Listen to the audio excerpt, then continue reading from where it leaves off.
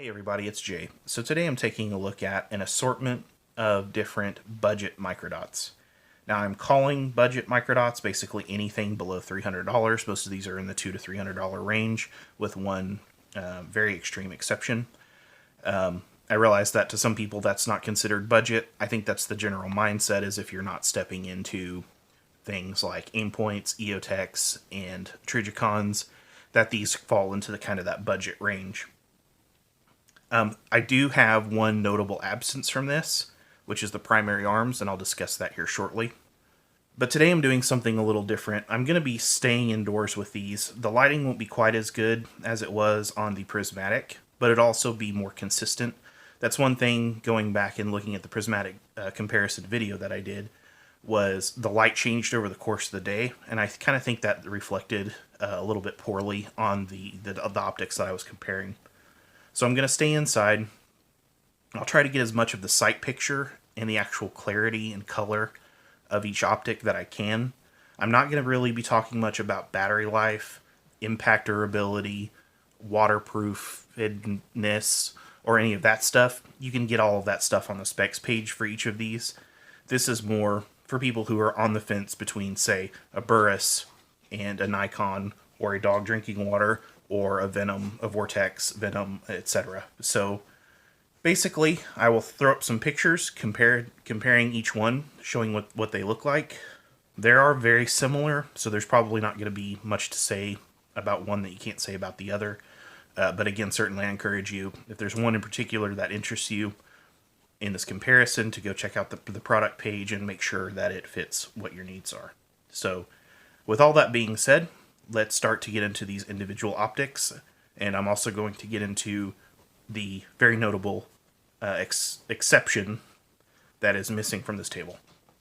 So I went to record the comparison stills, and I realized that there's somebody that's going to comment about this before they watch the video. So I figured I better go ahead and state it early, even though I'm sure we'll still get some questions of where is the primary arms microdot. In this case, here it is. So I've bought 3 of these, including this one, which is the fixed base model. It's out of production. They only make removable base ones now, as far as I know. But I went to go grab one out of the safe, and I realized I didn't have any, even though I've bought 3. And the reason why I don't have any is because I've had to throw them all away. All of the electronics have failed on them, and they were all outside of warranty. So my success rate on these has been completely 0%. Generally what it would do is I'd go to grab the gun out of the safe, go to turn the optic on and it wouldn't come on, or I would go to shoot and it would constantly flick off. And it looks like what it's doing is there's a little bit of a short in the electrical system. With this one, it will come on only between the settings of 10 and 11. Not quite all the way at 11, not quite all the way down to 10. That's the only way that'll come on, and of course as soon as you shoot it, it shifts positions and switches back off. So it's definitely not reliable. This one is not. My own experience, again, has been 0% success rate with these over the years. That does not negate if you have had 100% success rate. If that's the case, that's awesome. I just might have horrible luck and have had, every single one that I bought has ended up crapping out on me. So I'm not necessarily saying just straight up don't buy these, but I personally won't be buying any more of these. Now, I have a lot of primary arms optics, and as you'll know from the prismatics video, I have a lot of those, and I really like them. I like their variable scopes as well. And then they have a more expensive push button line that might have more reliable electronics. I don't know, I don't have any, but these are the sub-$100 ones, and again, I've had pretty bad luck with them personally. So so that's all that to say, I'm not doing this to just crap on primary arms microdots, because I don't really care that much. But I know someone will ask, where is it? And here it is. This one doesn't work, and I don't think it would be fair of me to bring it out and try to compare it at halfway between 2 brightness settings with it flickering on and off, and then an old discontinued fixed base model anyway. Like I said, the other ones that I bought were the more current production that just didn't last. So anyway, I'll get on with the still comparisons. So we're going to start with this guy here. This is the ADE Advanced Optics Microdot. And you can see from the picture that the lens was pretty dark, kind of a gray tint to it. From what I understand, a lot of these tintings are anti-fog coatings. It may vary by optic. This is one of the rare green dots that I have, and I think I paid about 50 bucks on Amazon for this. The green was the only one that they had available of the type. I didn't want to spend a lot of money on a very cheap Smith & Wesson 22 semi-auto.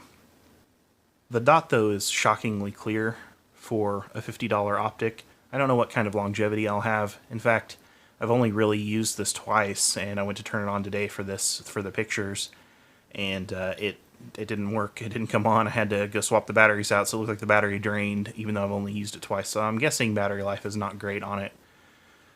But I don't know. It's a $50 micro dot, so it is what it is. It's hard to complain about it. But again, I'm comparing them, and I have it, so I figured I'd show it just to see what you're getting for your money, at least with these. Next up is one that probably most people are familiar with. Been around for a while and been pretty popular. This is the Burris FastFire III. You can see from the pictures, pretty clear optic, very slight green tint, and a pretty sharp dot. These have been super popular for a long time, and for good reason. I've not had any issues with these. My favorite thing actually about this, and kind of the reason why I've bought a couple of these now, is I really like this cover that it comes with. It just snaps on, and it's really dusty, but it's windowed, so you can still use it with the cover on it, which I think is pretty cool. But I really like the way it looks, and it looks really cool even on a rifle. Single button, much like the ADE. Click to turn on, and then click until it goes dim to turn it off. But might be an advantage to some people, might be a disadvantage. The other nice thing on this is the battery compartment also, again, is accessible from the top. You don't have to remove the optic to get to it, unlike with that ADE. And it's a 3 MOA dot. So really good optics. I think everybody, like I said, most people are probably already familiar with them, and they seem to be a pretty good option if you're looking to get into a microdot.